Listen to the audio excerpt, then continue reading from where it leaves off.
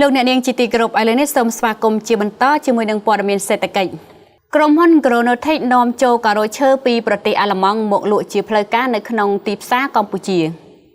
ក្រុមហ៊ុន Gronotech នាំចូលការ៉ូឈើពីប្រទេសអាល្លឺម៉ង់មកលក់ជាផ្លូវការនៅក្នុងប្រទេសកម្ពុជាបន្ទាប់ពីតម្រូវការខាងវិស័យសំណង់និងអចលនទ្រព្យកម្ពុជាកំពុងមានការកើនឡើងជាមួយនឹងកំណើនសេដ្ឋកិច្ច 7% ក្នុងមួយឆ្នាំ